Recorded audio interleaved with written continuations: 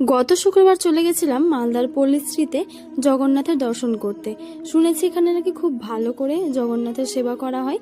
তো এটা আমি আগে থেকে জানতাম না, যেদিন শুনেছি তার দুদিন পরেই এখানে চলে গেছিলাম। আর আমার তো তখন পরীক্ষা চলছিল, ভাবলাম একটু তাও সময় বের করে যাব। আর যেদিন গেছিলাম তার পর দিনই ছিল উল্টো রথ, সেদিনও ছিল আমার পরীক্ষা।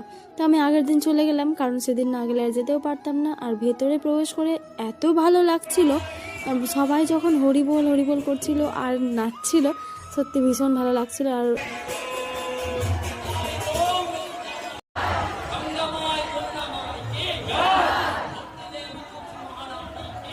চারিদিকটা খুব সুন্দর করে সাজানো হয়েছিল, প্যান্ডেলটাও খুব ভালো লাগছিল দেখতে।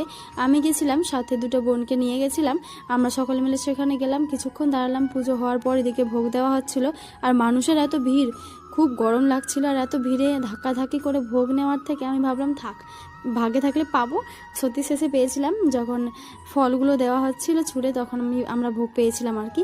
তারপর আমরা কিছুক্ষণ সেখানে বসলাম। সেখান থেকে তো বাড়ি ফিরতে ইচ্ছাই করছিল। জগন্নাথের প্যান্ডেলের পাশে আরও একটা প্যান্ডেল করা হয়েছিল, সেখানে দেখলাম মানুষের ভিড় সেখানেও ছিল, আর সেখানে কীর্তন হচ্ছিল।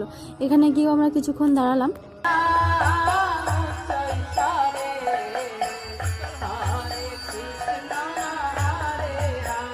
আশেপাশে কোনো ভোগের দোকান আমরা খুঁজে পাচ্ছিলাম না, পেলাম এই জিলেপি গজা এগুলোই। তো এগুলোই কিনে নিয়ে চলে গেলাম ভোগ দেওয়ার জন্য। আর ভোগ দিয়ে আমরা সেখান থেকে চলে আসি, বেশিক্ষণ সেখানে দাঁড়াই না। আর সেখানে আমের প্রসাদও পেয়েছিলাম, সেটা বাইরে বেরিয়ে খেলাম। তারপর ফিরে চলে এলাম। আর রাস্তায় আসার পথে আইসক্রিমও খেয়েছিলাম। পরের দিন পরীক্ষা দিয়ে বাড়ি ফেরার সময় দেখতে পেলাম রথে দড়ি এবার ধরার খুব ইচ্ছা ছিল, উল্টো রথের দড়ি আর কি। তো সেটা ধরতে পারিনি, কিছু করার নাই, পরের বছর আবার হবে। তো টাটা, দেখা হচ্ছে নেক্সট কোনো একটা ভিডিওতে।